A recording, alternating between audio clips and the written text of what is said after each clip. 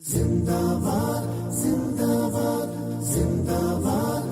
کا معائنہ کیا، اس نے کہا ان کو کوئی مرض لاحق نہیں ہے بلکہ یہ تو عاشق ہیں، اگر تم یہ چاہتے ہو کہ جاں بھر ہو جائے، ان کی زندگی بچ جائے تو جلدی کرو، ان کو ان کے عاشق سے ملا دو۔ وہ جو مجمع وہاں موجود تھا وہ رونے لگا کہ اب ہم رسول اللہ کو کہاں سے لائیں، ہم جانتے ہیں کہ یہ رسول اللہ کے عاشق۔ حضرت ابوبکر صدیق کا وصال ہی حضور علیہ السلام کی عشق کی آگ میں جلنے سے ہوا، ایسے تڑپتے تھے حضور کے عشق میں۔ جب آپ کا وصال ہو گیا، فاروق اعظم تعزیت کے لیے گھر پہنچے تو ایک کمرے میں آپ نے دیکھا کہ چھت کالی سیاہ ہوئی ہوئی۔ گھر والوں سے پوچھا کہ کیا وجہ، یہ چھت سیاہ کیوں ہو گئی؟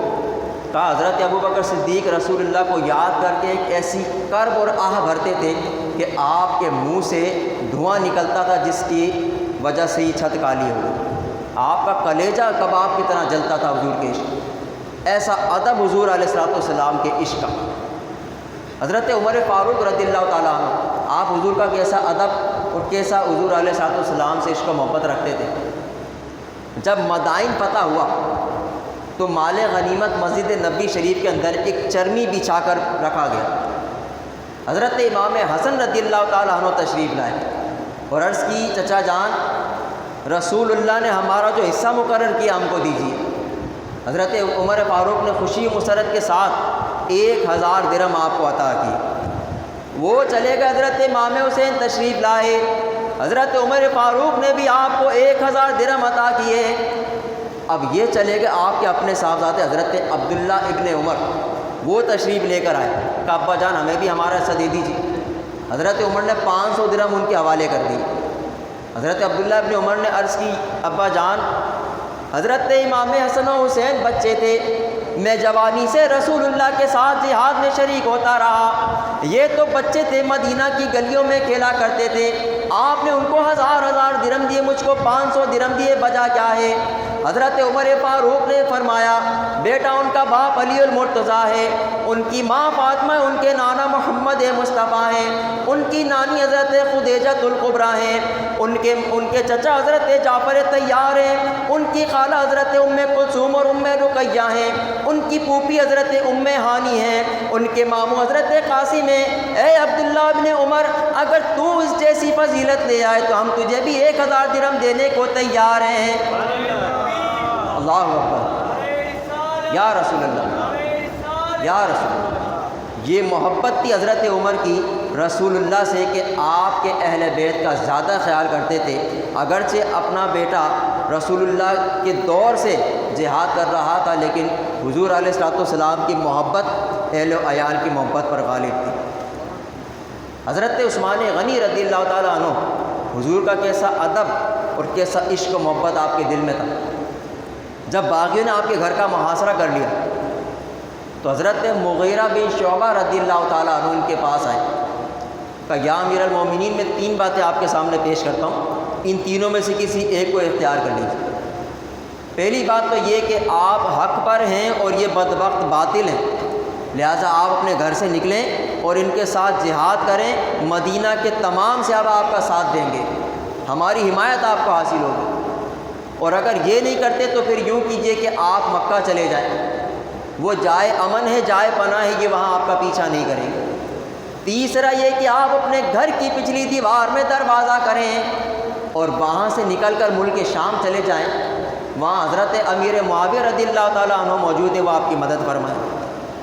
حضرت عثمان غنی نے تسلی و تشفی سے آپ کی یہ باتیں سنی، یہ مشورے تھے تو بڑے مفید اور آپ کے حق میں تھے، لیکن حضرت عثمان غنی کا عشق اور حضور علیہ السلام سے محبت ہے۔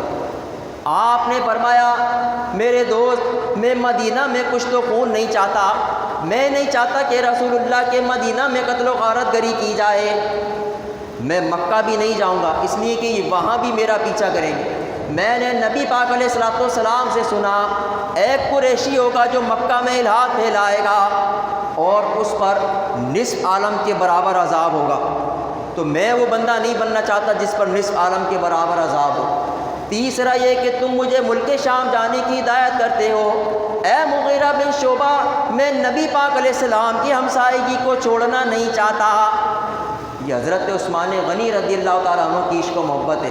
چنانچہ کسی شاعر نے کیا خوب کہا ایسے جلوے پر کروں لاکھ حوروں کو نثار، ایسے جلوے پر کروں لاکھ حوروں کو نثار، کیا کروں کیوں جاؤں جنت کو مدینہ چھوڑ کر، کیا کروں کیوں جاؤں جنت کو مدینہ چھوڑ کر۔ مدینہ نہیں چھوڑا، جان دے دی لیکن رسول اللہ کی ہمزائے کی نہیں چھوڑی۔ آج بھی جنت البقیع میں حضرت عثمان غنی رضی اللہ تعالیٰ عنہ کا مزار موجود ہے، اب بھی رسول اللہ کے پہلو میں حضور علیہ السلام کے ساتھ جان دینا گوارا کیا لیکن رسول اللہ کا مدینہ چھوڑنا گوارا نہ کیا۔ یہ ہے محبت کا ادب۔ چوتھے خلیفہ حضرت نے علی المرتضیٰ رضی اللہ تعالیٰ عنہ، ان کی والہانہ محبت حضور علیہ السلام سے کہ یہ محبت میں حضور کا کیسا ادب کرتے۔ جب شب ہجرت کفار مکہ نے نبی پاک علیہ السلام کے گھر کا محاصرہ کیا، حضور نے فرمایا کہ اے علی ہمارے بستر پر سو جاؤ اور یہ امانتیں رکھی ہوئی ہیں، کل ان کو دے کے مدینہ کے لیے آ جانا۔ اس رات اللہ نے حضرت جبریل اور حضرت میکائیل کو اپنی بارگاہ میں بلایا۔ اللہ نے فرمایا اے جبرائیل اور اے میکائیل، ہم نے تم دونوں کے درمیان مواقعات قائم کی ہے، اب ذرا یہ بتاؤ کہ تم دونوں میں سے اپنی جان کا نذرانہ کون پیش کرے گا؟ حضرت جبرائیل اور حضرت میکائیل دونوں اپنی جان کی بخشش کی طلب کے لیے اللہ سے دعائیں کرنے لگے۔ اللہ نے ان دونوں کی کیفیت کو دیکھ کے فرمایا، اللہ نے فرمایا اے جبرائیل اور میکائیل، ذرا دیکھو میرے نبی کے علی کو دیکھو، میں نے اپنے نبی اور اپنے علی کے درمیان مواقعات قائم کی ہے۔ علی کا مقام و مرتبہ یہ ہے کہ آج دشمن نے محاصرہ کیا ہوا ہے اور جانتا ہے کہ تلواریں ہاتھ میں، لیکن رسول اللہ پہ اپنی جان قربان کرنے کے لیے ان کے بستر پر موجود ہے۔ فکر نہیں کی کہ رسول اللہ کے دھوکے میں یہ بدبخت مجھ پہ حملہ کریں گے اور مجھے قتل کر دیں گے۔ نہیں، کسی نے بعد میں پوچھا کہ اے علی آپ کو سب سے اچھی نیند کبھی آئی؟ فرماتے ہیں ہاں، جس دن رسول اللہ نے